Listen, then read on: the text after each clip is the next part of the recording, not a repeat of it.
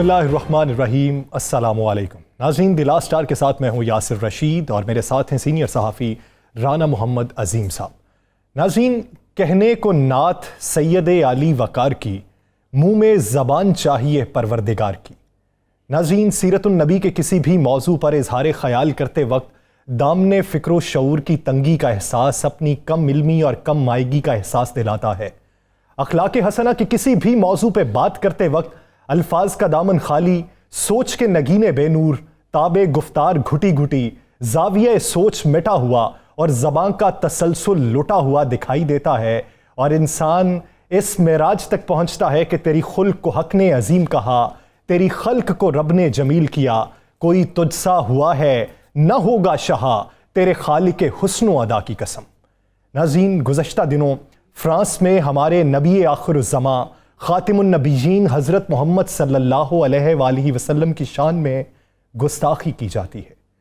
پورے عالم اسلام میں تذبذب کی لہر پیدا ہو چکی ہے۔ ہر جگہ پر بائیکاٹ فرانس کا ہیش ٹیگ چل رہا ہے، اور فرانسیسی حکام بھی اس پر گھٹنے ٹیکنے پر مجبور ہو چکے ہیں۔ ہم کس نہج تک پہنچ چکے ہیں کہ مغرب کی عوام ہمارے آباء و اجداد اور ہمارے تسلسل کو کہیں پر روکنے کی کوشش کر رہی ہے۔ رانا صاحب، ایک وہ وقت تھا کہ جب سلطنت عثمانیہ اپنے عروج پر تھی، پورا یورپ جو تھا وہ سلطنت عثمانیہ کے در پہ تھا، لیکن فرانس اس وقت سلطنت عثمانیہ کے ساتھ کھڑا تھا۔ اس وجہ تھے کہ مسلمان متحد ہیں، یہ ابھی ان کا شیرازہ نہیں بکھرا، جب تک یہ اندرونی طور پر متحد ہیں ان کے ساتھ کھڑے رہنا ہی بہتری ہے۔ لیکن اب کون سی نہ جان پہنچی ہے، کون سا دور ہے، کیا ہم تفرقوں میں بڑھ چکے ہیں کہ اس طرح کے عناصر گاہے بگاہے سر اٹھاتے رہتے ہیں؟ بسم اللہ الرحمن الرحیم، الصلاۃ والسلام علیک یا سیدی یا رسول اللہ، الصلاۃ والسلام علیک یا سیدی یا حبیب اللہ۔ میری اولاد، میرے ماں باپ، میرے دوست، ہم سب رسول پاک صلی اللہ علیہ وسلم کی خدمت پہ قربان۔ یاسر، بات یہ ہے کہ فرانس نے جو کیا، اس کے بعد کوئی ایک دن ایسا نہیں، ایک دن کیا ایک لمحہ ایسا نہیں کہ جب یہ ہم سوچنے پر مجبور ہیں کہ ہم کیوں زندہ ہیں۔ کیا مسلمان اتنے کمزور ہو گئے؟ کیا ہمارا ایمان اتنا کمزور ہو گیا کہ آج ایک ملک کا وزیر اعظم سرعام وہ گستاخی کرتا ہے جو کسی صورت ہمیں قبول نہیں، کسی صورت قبول نہیں؟ کیا ہمیں زندہ رہنے کا حق ہے؟ کیا ہمیں بولنے کا حق ہے؟ کیا جن کی وجہ سے ہماری یاسر بخشش ہے، جن کی وجہ سے کل کائنات ہے، تو جب آپ صلی اللہ علیہ وسلم کے شان میں گستاخی کی جائے اور ہم صرف باتوں تک رہیں، ہم صرف احتجاج تک رہیں، تو پھر کیا ہم حق ادا کر رہے ہیں؟ ایسی زندگی سے موت بہتر ہے۔ ہم فرقوں میں بٹ گئے، ہم تفرقوں میں بٹ گئے، ہمیں تقسیم کر دیا گیا، ہم سے ہماری اصل معراج کو چھین لیا گیا۔ وہ ممالک جن کو سب سے آگے ہونا چاہیے تھا وہ آج بھی خاموش ہیں، اور وہ ممالک جنہوں نے اس پہ آواز بلند کی انہوں نے دنیا میں بھی آخرت پہ بھی اپنا ایک مقام بنا لیا۔ یا سر، ایک پیغام ہمیں دینا ہوگا۔ اپنے بڑی اچھی گفتگو کا آغاز کیا، کیا آج پاکستان کیا پوری دنیا میں کچھ نہیں کر سکتے تھے تو فرانس کی چیزوں کا، اشیاء کا بائیکاٹ ہونا چاہیے تھا کہ نہیں؟ آج ہر مارکیٹ سے وہ چیزیں باہر پھینک کے آگ لگا دینی چاہیے تھی کہ نہیں؟ کیا آج ہمارے ملک کے اندر حکومت نے بہت اچھا سٹینڈ لیا؟ کیا اپوزیشن جماعتوں کے رہنما جو کل تک کوئٹہ میں جلسہ کرتے رہے ان میں سے کسی ایک نے اس پر قرارداد پیش کی؟ کیا اس پر کوئی چیخا؟ کیا اس پر اس نے کہا کہ چھوڑ دو، مجھے حکومت نہیں چاہیے، مجھے تحریک نہیں چاہیے، مجھے کسی کے خلاف احتجاج نہیں چاہیے، ہمیں ختم النبیین حضرت محمد مصطفیٰ صلی اللہ علیہ وآلہ وسلم کی حرمت پہ قربان ہونا ہے؟ کیا بات کی؟ میاں نواز شریف نے بہت سی چیزوں پہ تنقید کی، لیکن کیا اس فرانس کے وزیر اعظم کے اس بیان پر، وہاں پہ ہونے والی گستاخی پر بات کی؟ جب ہمارے ضمیر مر جاتے ہیں، جب ہم صرف اقتدار کے لیے، اقتدار حاصل کرنے کی کوشش میں رہتے ہیں، تو پھر ذہن میں رکھیں کہ روز محشر بھی جواب دیں گے۔ میں تو ایک ہی بات کہتا ہوں کہ میرے نبی سے میرا رشتہ کل بھی تھا اور آج بھی ہے، ان پر مر مٹنے کا جذبہ کل بھی تھا اور آج بھی ہے، گستاخ نبی یہ سن لے، غیرت مسلم زندہ ہے، اور غیرت مسلم زندہ ہے۔ اور ہم نے پروگرام کا آغاز بھی بالکل یاسر صاحب نے بہت اچھا کیا، اسی سے کیا، اور ہم اپنے پروگرام سے یہ پیغام بھی دیتے ہیں کہ ہمارے جینے کا حق اسی وقت تک ہے جب تک ہم آقا دو جہاں عزت ناموس پہ مر مٹنے کا وعدہ نہیں کرتے اور کر کے نہیں گزرتے۔ ناظرین، کروڑوں ہو کے بھی ہم لوگ گھٹنے ٹیک بیٹھے ہیں۔ مجھے وہ 313 کا لشک آتا ہے کہ ہم اس نبی کے ماننے والے ہیں جو پانیوں کو دیکھ کر اپنے پائنچے نہیں چڑھاتے۔ اگر اخلاق حسنہ کا درس دیا جاتا ہے ہمارے دین میں، تو ہمارے دین میں نبی کی حرمت پہ مر مٹنے کا بھی درس دیا جاتا ہے کہ کتاب فطرت کے سرے ورق پر جو نام احمد رقم نہ ہوتا، یہ نقش ہستی ابھر نہ سکتا، وجود لوح و قلم نہ ہوتا۔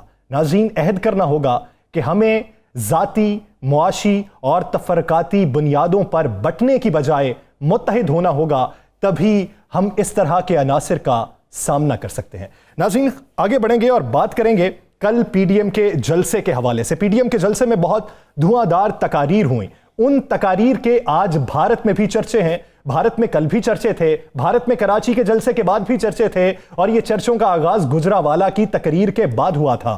تو اس پورے سینیریو میں صورتحال اس نہج تک آن پہنچی ہے کہ غدار کے سرٹیفکیٹ بانٹے جا رہے ہیں۔ اب وہ جو سرٹیفکیٹ بانٹے جا رہے ہیں یہ اپوزیشن کی نظر میں بانٹے جا رہے ہیں، لیکن آپ یہ دیکھیے کہ آپ کا بیانیہ کس کے بیانیے کو تقویت بخش رہا ہے۔ اسی بارے میں بات کرنے کے لیے ہمیں جوائن کیا ہے سیکرٹری جنرل جمعیت علماء پاکستان شاہ ویس نورانی صاحب نے۔ بہت شکریہ نورانی صاحب آپ کا اس حوالے سے وقت دینے کے لیے۔ نورانی صاحب، کل کی تقاریر کے کافی چرچے ہیں ملک کے اندر بھی اور سرحد کے اس پار بھی۔ آپ کی جانب سے ایک نعرہ لگایا گیا کہ آزاد بلوچستان چاہیے۔ نورانی صاحب، یہ نعرہ تو علیحدگی پسند جو تحریکیں تھیں یا لبرل جو تھے یا کمیونسٹ جو تھے، یہ تو نعرہ ان کی جانب سے لگایا جائے تو سمجھ میں آتی ہے کہ ان کے نظریات کس طریقے کے ہیں۔ آپ تو ایک عالم ہیں، کیا آپ یہ سمجھتے ہیں کہ اس نعرے کے حوالے سے آپ کا کوئی اصولی موقف ہے یا پھر آپ اس نعرے کی معذرت کرتے ہیں؟ بسم اللہ الرحمن الرحیم۔ بہت شکریہ، آپ نے ٹائم دیا اور بات چیت کو آگے بڑھایا۔ بات یہ ہے کہ کل پی ڈی ایم کا ایک تاریخی جلسہ ہوا اور اس کے بعد شاید بہت سارے لوگ اس خلقت خدا کو دیکھ کے گھبرا گئے، اور پھر ایک یہ چال چلی گئی کہ میری تقریر کو ایک جملہ جو سلپ آف ٹنگ تھا، سیاق و سباق سے ہٹ کر گالیوں اور فتنوں سے نوازا جا رہا ہے۔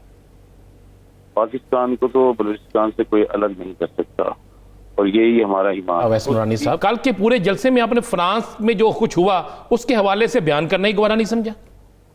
آپ نے سنی نہیں تقریر؟ میں نے پوری سنی ہے۔ نہیں، پوری سنے، اس میں موجود ہے کہ حکومت سے مطالبہ کرتے ہیں فوری طور پہ۔ میری تقریر ہے پہلے نہیں، کتنا حصہ ہے اگر آپ کہیں تو وہ بھی میں سنا دیتا ہوں۔ کیا کل اس کے علاوہ کوئی موضوع بنتا تھا؟ نہیں، میں نے اس سے تقریر میں کیا ہے یہ بات۔ کیا اس کے علاوہ کوئی موضوع بنتا تھا؟ سرکار دو عالم صلی اللہ علیہ وسلم کی حرمت میں سب قربان، اس کے علاوہ کل کچھ بنتا تھا؟ نہیں، میں نے اپنی تقریر میں جب یہ میں آپ کو خود بتا رہا ہوں کہ میں نے اپنی دکان۔ چلیں، ہو گیا۔ مجھے یہ بتا دیں کل ایمان ڈگمگا گیا تھا، کیا ہوا تھا کہ آپ نے کہہ دیا آزاد بلوچستان چاہیے؟ میں نے نہیں کہا آزاد بلوچستان چاہیے۔ اگر آپ کریں تو میں چاہوں گا کہ ایک ذرا ان کی تقریر سنا دیں۔ ہم چاہتے ہیں بلوچستان ایک آزاد ریاست ہو۔ آج بلوچستان کا ماحول ایسا ہی ہے جیسے آپ کسی پسماندہ علاقے میں آ گئے ہیں۔ یہ لوگ پیکج ایسے دیتے ہیں جیسے ہم اور آپ بھکاری ہیں۔ یہ چور، ڈاکو، لٹیرے اور غاصب، ان لوگوں سے آپ کو نجات دلانی ہے۔ یہ مجھے بتا دیں جناب نورانی صاحب، ہم تو آپ کے والد صاحب کے اتنے بڑے پیروکار ہیں کہ جس کی انتہا کوئی نہیں۔ اس کا بتا دیں آپ نے یہ کہا، یہ ہم نے ٹیپ نہیں کیا۔ میں آپ سے ذرا میری گفتگو ختم ہونے دیں، پھر آپ اپنا نقطہ نظر پیش کریں۔ جی، اچھا طریقہ یہی ہوتا ہے۔ جی جی جی جی۔ اور میں آپ کو یہی بتانا چاہ رہا ہوں کہ میں نے اسی وقت، کیونکہ میری جس وقت تقریر ہو رہی تھی، اگر آپ سٹارٹ سے دیکھیں پیچھے، کیونکہ یہ جو انٹرنس پہ گیٹ لگا ہوا تھا، یہ انٹرنس کے اوپر لگا ہوا تھا، کافی شور تھا اور یہ سلپ آف ٹنگ ہوا ہے، اور میں اس پہ اپنی معذرت کر چکا ہوں۔ اب میرا خیال سے اس کو مزید مجھے کسی کلیریفیکیشن کی ضرورت تو نہیں ہوگی نا۔ اگر کوئی شخص پاکستان یہاں پاکستان کے اندر جو رہتا ہے پاکستانی ہے، محب وطن ہے، اور اگر ہمارے خیالات اس طریقے کے ہوں تو اللہ تعالیٰ اس دن ہمارے کو دنیا سے اٹھا لے تو بہتر ہے۔ پی ڈی ایم جو ہے اس حکومت کو ناجائز حکومت سمجھتی ہے اور کہتی ہے کہ اس حکومت کا ایک منٹ بھی رہنا جو ہے ملک کے لیے نقصان دہ ہے، یہی ہے نا جی؟ تو پھر اس حکومت آپ کے پی ڈی ایم میں شامل جو جماعتیں ہیں وہ جب سمجھتی ہیں کہ ایک لمحہ بھی اس ملک کے لیے خطرہ ہے یہ حکومت، تو استعفے دے، پھر آپ کیوں ٹائم دے رہے ہیں؟ میرے خیال سے ہر ایک چیز کا پروسیس موجود ہے۔ پہلے مراحل میں جو چیزیں طے کی ہیں وہ پہلے مراحل میں ہوں گی، سیکنڈ مراحل میں جو طے کی ہیں وہ سیکنڈ میں ہوں گی، اور پھر جب فائنل میں ہوگا انشاءاللہ اگر وہ نوبت آئے گی تو ضرور ہوگا۔ اس نے ہمیں نوید قمر صاحب نے کہا ہے، پیپلز پارٹی کی جو رہنما ہیں، انہوں نے کہا جی استعفے دینے پر پیپلز پارٹی کسی صورت نہیں جائے گی، ہم جمہوری لوگ ہیں، ہم پارلیمنٹ کے اندر رہ کے بات کریں گے۔ آپ دیکھ لیجیے بلاول صاحب کا اسٹیٹمنٹ موجود ہے، انہوں نے خود بھی کہا ہے اس بات پہ کہ اگر ہمیں ضرورت پڑے گی تو ضرور ہوگا، اور اے پی سی کے جو 26 نکات ہیں اس میں یہ چیز موجود ہے۔ چلیں دیکھتے ہیں کہ استعفوں پہ کون مانتا ہے، اور دیکھتے یہ بھی ہیں کہ پی ڈی ایم کا یہ جو ایجنڈا ہے جو اپنایا جا رہا ہے، جسے حکومت مخالفت میں سمجھتی ہے اور جسے بہت سے لوگ یہ سمجھتے ہیں حکومتی بہتری کے لیے ہیں، اور کہیں پر اس بیانیے کے بہت سے چرچے بھی ہیں، اس کا مستقبل کیا ہوگا؟ بہت شکریہ ویس شاہ نورانی صاحب اس حوالے سے اپنا وقت دینے کے لیے۔ ناظرین دیگر ایشوز پر بات کریں گے ایک شارٹ بریک کے بعد، اسٹے ود اس۔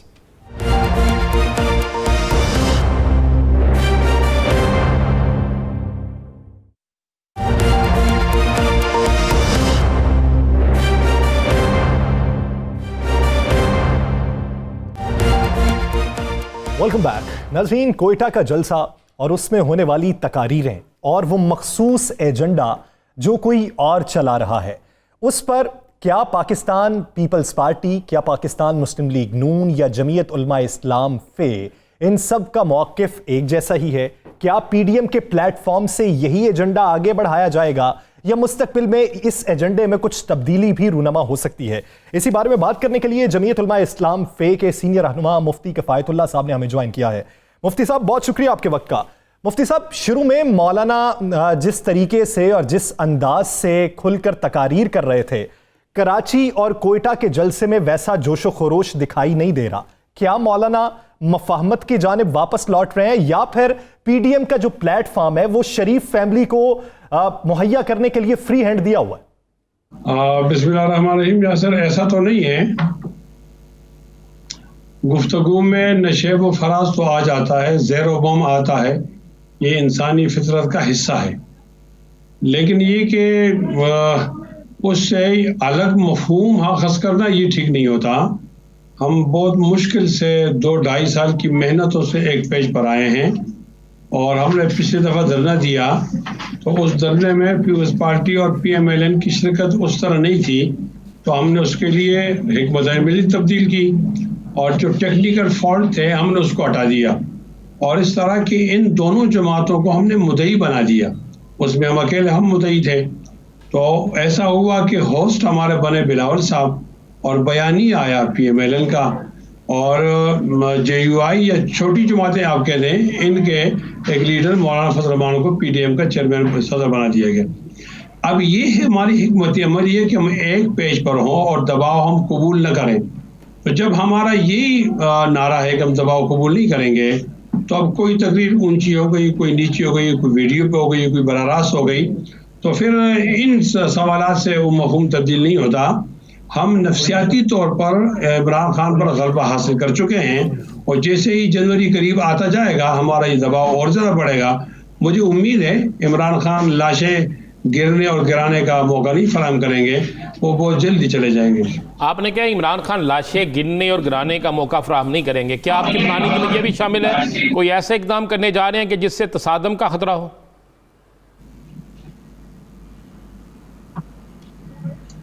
نہیں، لیکن دیکھو کوئی چیز ممکن بھی تو ہوتی ہے نا۔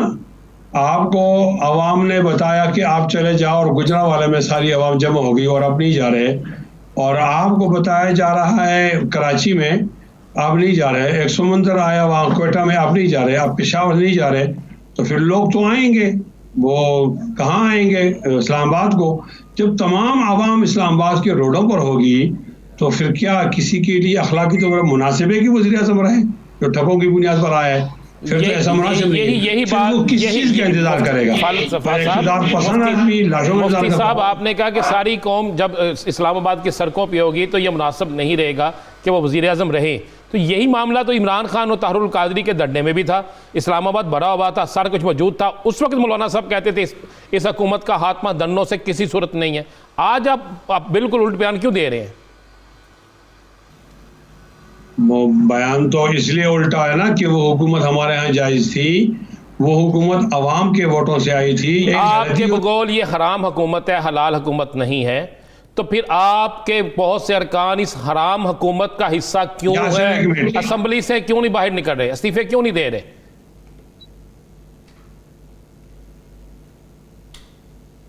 میری بات تو پوری ہو جاتی نا. ایک ہے مکروہ, اس کو کہتے ہیں مکروہی تنزیہی, ایک ہے تحریمی, ایک ہے صغیرہ گناہ, ایک ہے کبیرہ گناہ. ان دونوں گناہوں کو آپ ایک ساتھ قیاس نہیں کر سکتے. پچھلی حکومتوں میں اگر انفرادی داخلی ہوئی ہے تو وہ گناہ صغیرہ تھا, اور یہاں عوام کو محروم کر دیا تو یہ گناہ کبیرہ ہے. اس گناہ کبیرہ میں کیوں شامل ہے؟ یہی میں کہنا چاہ رہا ہوں, اس کبیرہ گناہ میں چلیں باقی چھوڑ دیں پی ڈی ایم کو. آپ کی جماعت استعفے دے کے کیوں نہیں باہر آتی؟ کیوں اس کا کبیرہ گناہ کی پارلیمنٹ میں آپ بیٹھے ہیں؟ بہت اچھا سوال ہے آپ کا. سوال یہ بہت اچھا سوال ہے. ایک حکومت ہوتی ہے اور ایک اسمبلی ہوتی ہے. آپ نے شہریت کا مضمون تو پڑھا ہوگا. حکومت الگ چیز ہے, شہریت الگ چیز ہے. ہم اندر ہیں ڈوروں کو, بہروں کو اونچا سنانے کے لیے وہاں موجود ہیں. وہ بھی ہمارا ایک مورچہ ہے. موقع آئے گا ہم استعفیٰ بھی دے دیں گے. مفتی صاحب آپ کو یاد ہوگا جب ایم ایم اے تھی تو قاضی حسین احمد صاحب نے بھی آپ سے یہی مطالبہ کیا تھا جو آپ آج کر رہے ہیں. قاضی صاحب کے اس مطالبے کو آپ نے اس وقت رد کر دیا تھا کہ نہیں, ہم دونوں طرف رہ کر ہی مذاکرات کریں گے. تو اس وقت آپ کے پاس سیٹوں کی تعداد زیادہ تھی, اب تعداد کم ہے, تو آپ اس موجودہ حکومت کو طنز و مذاق کا نشانہ تو بناتے ہیں لیکن ساتھ ہی ساتھ اس کا حصہ بھی بن کے رہنا چاہتے ہیں. یعنی آپ یہ کہتے ہیں کہ ہم جتنی تعداد میں ہیں وہ ٹھیک ہے, بقیہ جتنی ساری تعداد ہے وہ ساری کی ساری غلط ہے.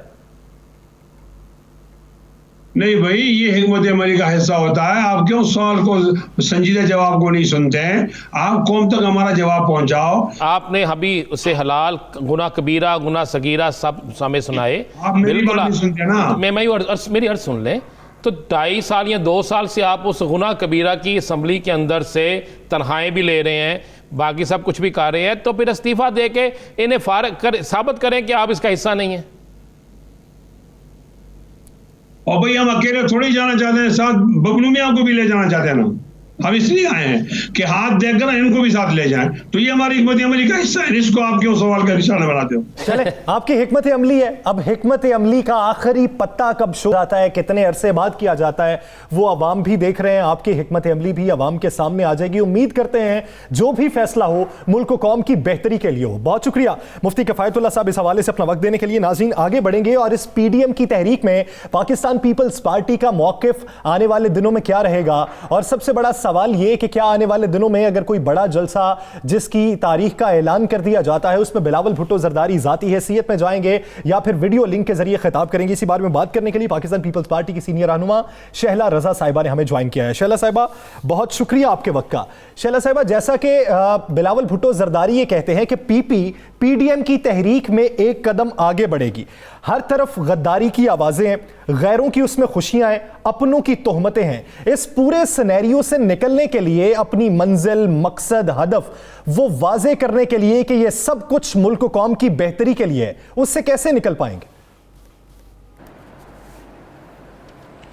سب سے پہلی بات تو یہ ہے کہ ہمیں یہ دیکھنا ہے کہ آیا جو ہمارے جلسے ہیں اس میں حکومتی رکاوٹوں کے باوجود کیا عوام ہمارے ساتھ ہے؟ جواب آ جاتا ہے کہ عوام ساتھ ہے.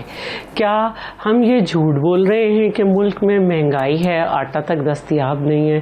کیا ہم یہ جھوٹ بول رہے ہیں کہ ملک میں بے روزگاری ہے؟ نہیں, ہم جھوٹ نہیں بول رہے. کیا ہم یہ صحیح بات نہیں کر رہے کہ ملک کی معیشت جو ہے وہ نیگیٹو پہ جا چکی ہے؟ ہم یہ بھی بات غلط نہیں کر رہے. ہم یہ کہہ رہے ہیں کہ ہمارے اداروں کو نقصان پہنچا, PIA کا بھٹا بیٹھ گیا, اور یہ مزدور دشمن حکومت ہے. آج عوام اگر محنت مزدوری بھی کر رہے ہیں تو ان کی قوت خرید نہیں ہے. اسٹیل مل کے بعد اب ان کا PIA کے بعد اب ان کا نشانہ اسٹیل مل ہے, اور اس سے پہلے ریڈیو پاکستان سے 750 لوگ نکال پھینکے. تو اس میں ہم غلط بات کہہ رہے ہیں کیا کون سی بات غلط ہے؟ اور پھر اگر ہم خارجہ پالیسی کی طرف دیکھیں تو وہ بھی سب نے دیکھ لیا.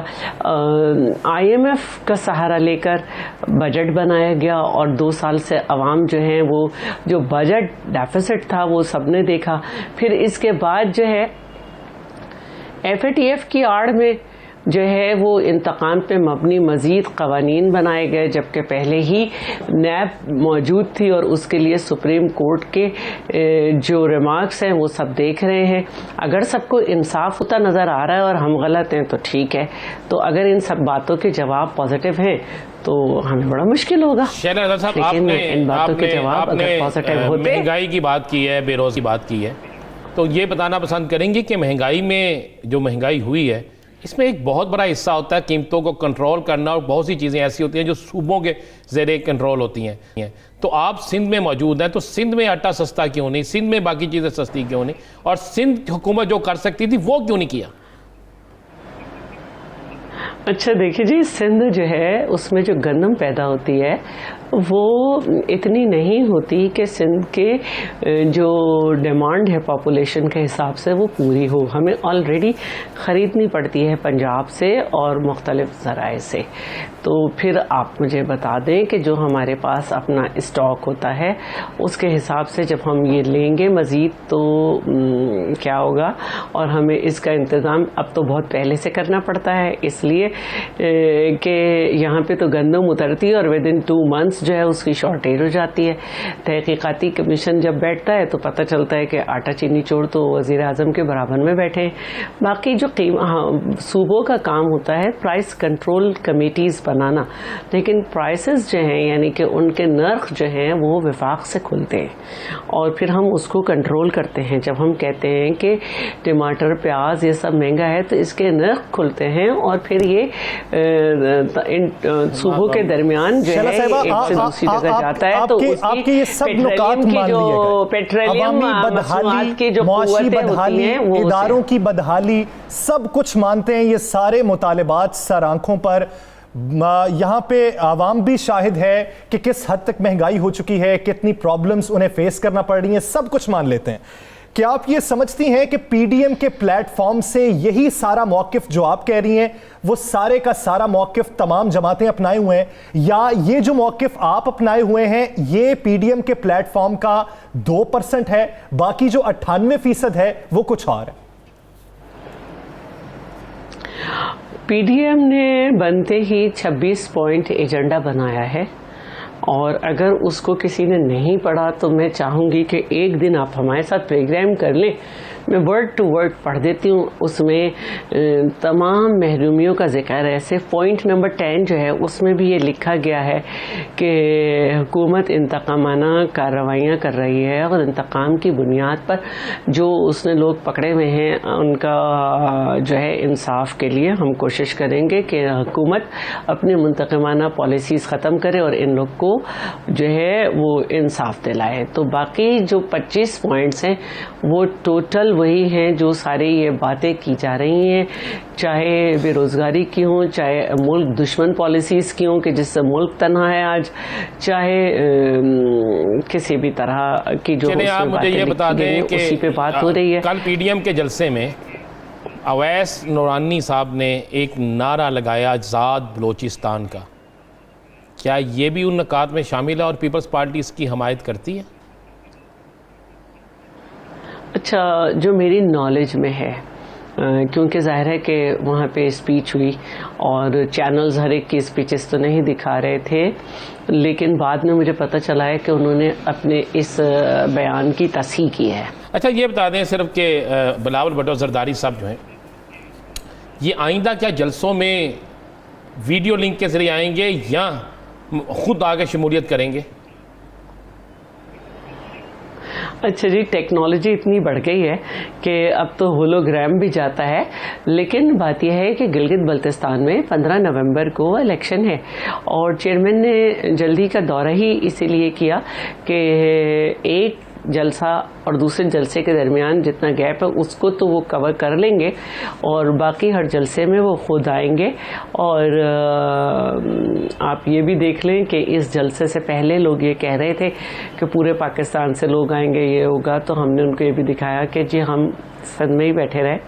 گجرانوالہ کے جلسے میں بھی ہم سندھ میں ہی تھے، MNAs اسمبلی میں تھے کیونکہ سیشن کال کر لیا گیا تھا جس کی ذمہ داری حکومت کی تھی کہ اس یعنی آپ یہ کہہ رہی ہیں کہ اگلے جلسوں میں بلاول بھٹو زرداری خود موجود ہوں گے. سوال یہ بھی ہے کہ بلاول بھٹو زرداری اس وقت گلگت بلتستان میں موجود ہیں اور گلگت بلتستان میں انتخابی مہم میں وہ شمولیت اختیار کیے ہوئے ہیں، تو دیگر جو جماعتیں ہیں وہ انتخابی مہم میں وہاں پر حصہ لے رہی ہیں اور اس طرح سرگرمی عمل کیوں نہیں ہے. بہت شکریہ شہلا رضا صاحبہ اس حوالے سے اپنا وقت دینے کے لیے. ناظرین دیگر ایشوز پر بات کریں گے ایک شارٹ بریک کے بعد. اسٹے ود اس.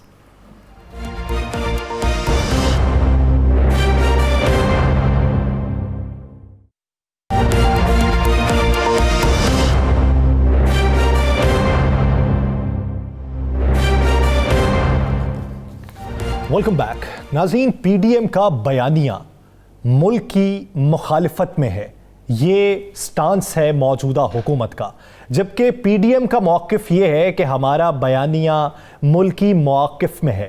ہم ملکی موافقت کی بات کرتے ہیں، ہم آہنگی کی بات کرتے ہیں، لیکن حکومت دلائل کے ساتھ اسے رد کر رہی ہے اور حکومت یہ کہہ رہی ہے کہ یہ بیانیہ کسی اور جانب سے آ رہا ہے. شبلی فراز صاحب نے تو ایک ٹرائی اینگل بنا دیا کہ اسرائیل، بھارت اور PDM یہ تینوں ایک ٹرائی اینگل کا حصہ ہیں. یہ ٹرائی اینگل کیا واقعی موجود ہے؟ اس پہ حکومتی موقف تو سب جان چکے ہیں، PDM کا موقف کیا ہے یہ کچھ حد تک آپ تک واضح ہو چکا ہے. اسی بارے میں پاکستان مسلم لیگ نون کا بھی موقف لے لیتے ہیں. سینئر رہنما چودھری جعفر اقبال صاحب نے ہمیں جوائن کیا. چودھری صاحب بہت شکریہ آپ کے وقت کا. چودھری صاحب، کل میاں نواز شریف صاحب کی تقریر ہوتی ہے اور میاں نواز شریف صاحب یہ کہتے ہیں کہ جو بلوچستان میں ہو رہا ہے، مری، مینگل، بگٹی، بزنجو اور دیگر قبائل کے ساتھ، ہمیں اس پر گہرے دکھ اور افسوس کے ساتھ ساتھ رنجش بھی ہو رہی ہے کہ ایسے حالات کیوں ہیں. تو چودھری صاحب، کیا یہ حالات ان سارے قبائل کے ساتھ موجودہ حکومت میں ہی ہیں، ماضی میں نہیں تھے؟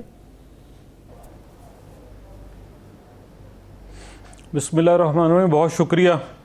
شبلی فراز صاحب کا نام آپ نے لیا اور کچھ عرصہ پہلے تک تو بہت احترام اور بہت ہی ان کے لیے سب کے جذبات تھے سارے ملک میں.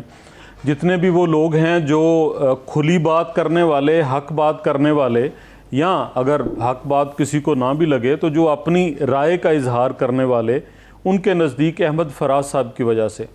لیکن جب سے انہیں موقع ملا اور جب سے یہ شاہ کے مصاحب بنے تو بہت سارے سوالیہ نشان بھی ہیں. اب دیکھیے کہ اگر اس سٹیج پر بیٹھے ہوئے تمام افراد کو آپ ان کا پچھلے 20-30 سال کا جائزہ لیں تو کوئی نہ کوئی کسی نہ کسی صورت میں مولانا فضل الرحمان صاحب کشمیر کمیٹی کے سربراہ رہے، میاں محمد نواز شریف جو ہے وہ 3 دفعہ وزیر اعظم رہے. اسی طرح اگر آپ باقی احباب کا لیں تو مختلف عہدوں پر فائز رہے، وزیر اعلیٰ رہے. تو کیا جتنے یہ لوگ ان جو ہے وہ ذمہ داریوں پر فائز رہے تو یہ بھارت کی اور اسرائیل کی کامیابی تھی؟ تو اس وقت جناب شبلی فراز صاحب، جناب عمران خان صاحب کہاں تھے؟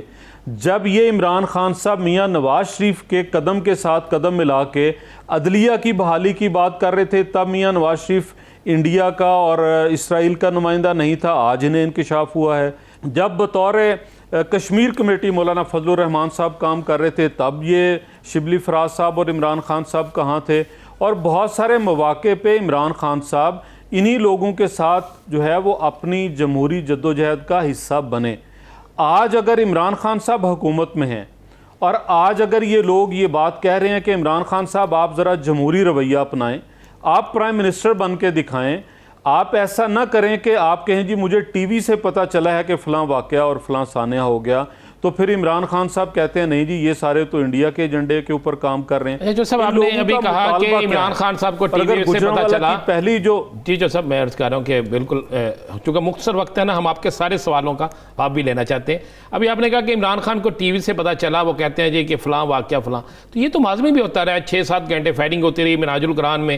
جب وزیر اعلیٰ پنجاب اس وقت جو تھے شہباز شریف صاحب سے پوچھا گیا تو انہوں نے کہا مجھے تو پتہ ہی نہیں چلا, مجھے تو بعد میں 6 گھنٹے بعد یہی کسی طرف سے پتا چلا کیسا ہو. یہ تو ماضی میں بھی ہوتا رہا ہے, سارا کچھ چلتا رہا ہے. صرف یہ بتا دیں مجھے کہ کل کی جو تقریر تھی میاں صاحب کی کیا آپ سمجھتے ہیں وہ اس تقریر سے پاکستان مضبوط ہوگا؟ بہت شکریہ جی. منہاج القرآن کا جو واقعہ ہے, اگر مستقبل میں کبھی کسی نے کوئی کمیشن بنا, کس نے پردہ اس سے اٹھایا, تو آئی جی سندھ کے اغوا کا واقعہ ہو, منہاج القرآن کا واقعہ ہو, یہ چیزیں کبھی منظر عام پہ آئیں تو یقیناً آپ کو پتہ چلے گا کہ واقعتاً وہ جو میاں نواز شریف بات کر رہے ہیں اسٹیٹ ابو دی اسٹیٹ, وہ کیسے آپریٹ کرتی ہے, وہ طاہر القادری صاحب کو کیسے لایا گیا, کیسے کزن بنایا گیا, کیسے قبریں کھدوائی پارلیمان کے باہر. اور آج جب یہ ہم تو واقعہ کہہ رہے ہیں, بالکل آپ جس طرف کہہ رہے ہیں وہ آپ کا موقف ہے. ہم کہہ رہے ہیں جو منہاج القرآن پہ پولیس کا اٹیک ہوا, میں اس کی بات کر رہا ہوں, کیا وہ بھی پلانٹ تھا اسی کا میں یہی کہہ رہا ہوں کہ منہاج القرآن پہ پولیس اٹیک کی بات کر رہا ہوں نا, وہ بھی اسٹیٹ ابو اسٹیٹ کبھی نہ کبھی. میں بطور پاکستانی شہری اور سیاسی کارکن مجھے بالکل یہ کہنے کا حق ہے کہ کبھی پردہ اٹھا. اگر وہ شہباز شریف کی غفلت ہوتی, اگر رانا ثناء اللہ کی غفلت ہوتی, تو یہ جتنی رپورٹیں بنی, جتنے فیصلے ہوئے, آج تک وہ 302 کی FIR, بہت سارے ہم میں سے پھانسی چڑھ چکے ہوتے, بہت سارے ہم کہیں اور پہنچے ہوتے. تو وہ کیوں آج بھی پس پردہ ہے؟ شہباز شریف نے کہا تھا کہ آصف علی زرداری بہت بڑا چور ہے, میں اسے لٹکاؤں گا, تو پھر اس کو لٹکایا تو نہیں لیکن اس کو گلے لگا لیا. پھر یہ جو تضاد ہوتے ہیں آپ کے تضاد کوئی ایک کیس, جی میں سن لیجئے جتنے کیسز بنے اور چلے, کوئی ایک کیس اٹھائیے کہ میاں نواز شریف نے 2013 میں حکومت میں آنے کے بعد کوئی مفاہمت کے تحت کیس بند کیا ہو, کوئی ختم کیا ہو, کوئی ایک دکھا دیجئے. آصف علی زرداری کے کیس میں ڈاکومنٹس کدھر گئے جو بطور وفاقی حکومت؟ آصف علی زرداری کے کیس میں اصل ڈاکومنٹس کہاں گئے, اس کا جواب ضرور دیجئے گا. جو کیس میاں نواز شریف صاحب نے بنایا تھا, کون سے ڈاکومنٹس؟ وہ ڈاکومنٹ سندھ میں جا کے انہوں نے کہا جی میں جس کیس میں وہ گرفتار, جس کیس میں وہ 7-8 سال جیل میں تھے, جب اس کیس کو پیش کیا گیا تو ان ڈاکومنٹس میں کہا گیا کہ اصل ڈاکومنٹس ہی غائب ہیں. یہ آن ریکارڈ ہے نا, یہ ہم تو نہیں کہہ رہی, ریکارڈ کا حصہ ہے. وہ کہاں گئے؟ وہ تو ریاست کی ذمہ داری ہے. یہ تو ڈاکومنٹس عدالت کی, جب ڈاکومنٹس عدالت کی تحویل میں ہوں گے تو عدالت نے عدالت کی تحویل میں نہیں تھے, پروسیکیوشن نے پیش کسی ادارے کے پاس کوئی امانت ہو, پروسیکیوشن نے چوسا پیش کرنے تھے. اب مجھے پرٹیکولر کیس کا یاد نہیں. چلے چودھری صاحب ایک سوال کا جواب یہ دیجئے, کہیں گے تو میں اس کیس کی ساری تفصیل لے کے آ جاؤں گا. ایک عام سا سوال ہے, ایک عام شہری کا سوال ہے کہ ایک جانب سے یہ آواز لگائی جاتی ہے کہ آپ غدار ہیں, دوسری جانب سے آپ کا جواب آتا ہے کہ ہمارے جواب کو یا ہماری بات کا غلط مطلب لیا جا رہا ہے. یہ صحیح اور غلط کا جو فرق ہے, اسی دورانیے کے بیچ, اسے پرکھنے, سمجھنے اور اس کا فیصلہ کرنے کا جو دورانیہ ہے, اس کے بیچ اگر قوم ملک کے ساتھ کوئی سانحہ پیش آ جاتا ہے تو اس کا ذمہ دار عوام کس کو ٹھہرائے گی؟ دیکھیے سانحہ تو 2018 میں ہمارے ساتھ پیش آ گیا. ہم 2018 سے پہلے چیختے اور چلاتے رہے. ہم نے کہا ہمیں کیوں نکالا گیا, ہم نے یہ بتایا کہ آپ اقامہ کو بہانہ بنا رہے ہیں, ہم نے یہ بتایا کہ انتخابات صحیح سمت اور صحیح درست طریقے سے ہونے چاہیے. یعنی آپ کی نظر میں سانحات اب تک رونما ہو چکے ہیں, مستقبل میں کوئی سانحہ نہیں ہونے والا, بہتری ہی رونما ہوگی. چلے امید کرتے ہیں, دعا کرتے ہیں, عزم کرتے ہیں کہ آپ جو قافلہ لے کر نکلے ہیں ملک و قوم کی بہتری کے لیے ہو اور ہمیں مزید سانحات کا سامنا کرنے کی ضرورت پیش نہ آئے, پاکستان میں امن و سکون بحال رہے. بہت شکریہ چودھری جعفر اقبال صاحب اس حوالے سے اپنا وقت دینے کے لیے. ناظرین دیگر ایشوز پر بات کریں گے ایک شارٹ بریک کے بعد. Stay with us.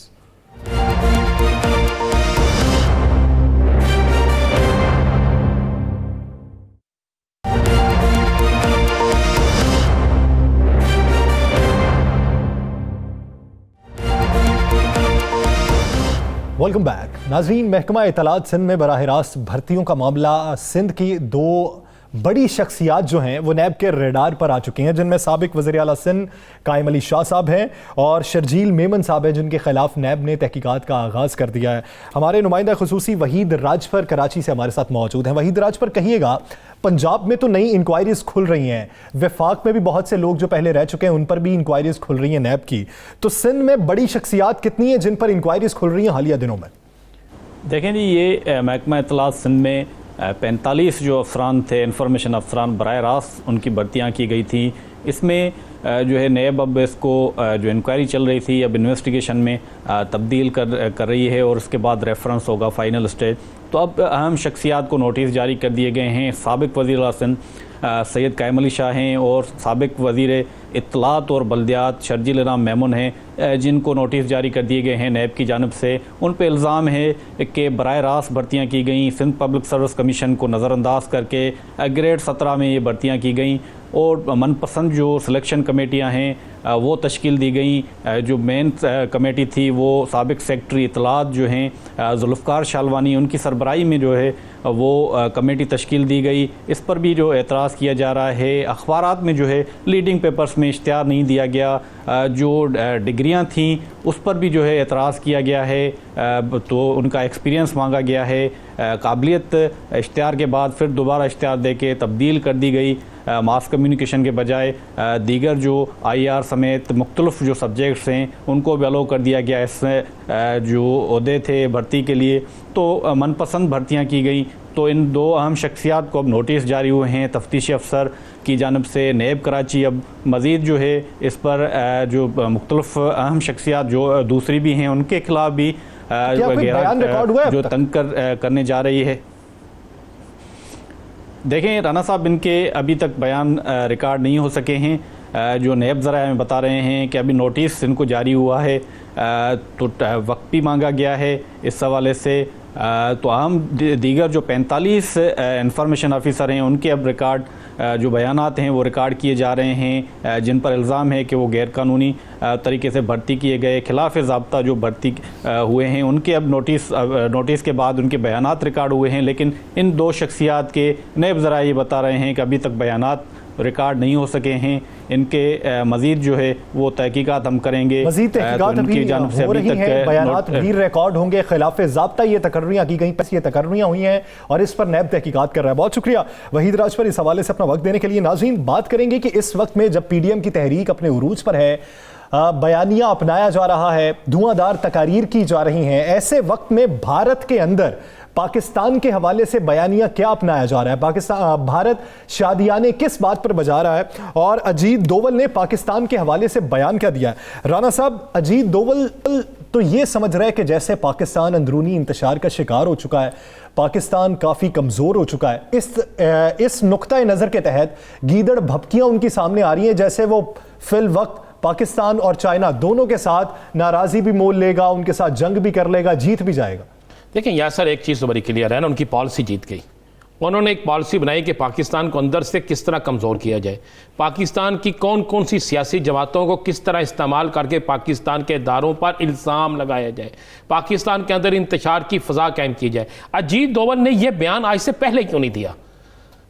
دیکھیں پاکستان کے متعلق وہ دیتے تھے، انہوں نے چائنا کے متعلق بھی دے دیا بیان۔ انہوں نے کہا جی ہم جنگ کے لیے ہر وقت حملے کے لیے تیار ہیں، اور آپ کو پتا ہے وہ تیاری کر کے بیٹھے ہوئے، الحمدللہ ہماری طرف سے بھی تیاری ہے۔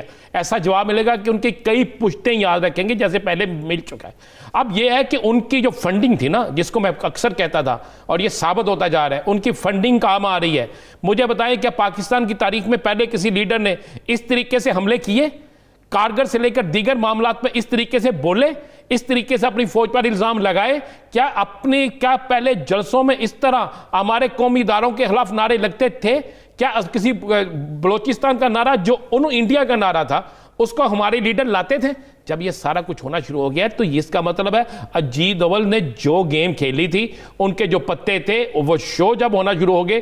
یہ وہ وقت ہے، ایک طرف پاکستان کے کچھ سیاستدان اداروں کو تنقید کا نشانہ بنا رہی ہیں، دوسری طرف وہ دشمن جس کے ٹی وی چینل، جس کے اخبارات صرف ان جلسوں کو دکھاتے ہیں، ان بیانات کو دکھاتے ہیں، تو اس وقت میں اس کا یہ بیان آنا تو اس کا مطلب ہے تانے بانے کہیں نہ کہیں تو یاسر ملے ہوئے ہیں نا۔ تو یہ بالکل کلیئر ہے کہ وہ سمجھتے ہیں کہ ہم نے پاکستان کو اندر سے انتشار شکار کر دیا، پاکستان کی بڑی سیاسی جماعتوں کو اداروں کے خلاف کھڑا کر دیا، لیکن ایسا نہیں ہے۔ 30,000 20,000 یا 50,000 کا مجمع 23 کروڑ لوگوں کی نمائندگی نہیں ہوتا۔ کچھ مجمع جو ہوتے ہیں 10,000 یا 15,000 کی، یہ بھی نمائندگی نہیں ہوتے۔ پاکستانی قوم ہمیشہ مشکل وقت میں کھڑی ہوتی ہے اپنی افواج پاکستان کے ساتھ، اور یہ اجیت دوول نے جو بیان دیا اس نے اپنی حکمت عملی اور اپنی فنڈنگ اور اپنی پلاننگ کے مطابق ٹھیک دیا ہے، لیکن آگے سے جواب اس کو بڑا ایسا ملے گا کہ اس کے سارے ارمان جو ہے نا، دل کے ارمان آنسوؤں میں بہہ گئے۔ ہماری تیاری پوری ہے، جب بھی سرحدوں پر کوئی خطرہ بڑھے گا، پاکستان ہر جوان، پاکستان کی ہر ماں اپنے بیٹے کو سر پہ کفن باندھ کے گھر سے نکالتی ہے کہ بیٹا دھرتی ماں پر کوئی بھی آنچ آئی تو تمہیں میرا دودھ جو ہے وہ برداشت نہیں ہوگا اور تم پہ یہ حق نہیں ہوگا۔ تو ایسے بیٹے جن کی ماؤں نے تربیت اس طریقے سے کی ہو، وہ بیٹے کبھی بھی دھرتی ماں پہ آنچ نہیں آنے دیتے۔ جواب ویسا ہی ملے گا۔ ناظرین، دی لاسٹ آور سے مجھے اور رانا عظیم صاحب کو دیجیے اجازت۔ اللہ نگہبان۔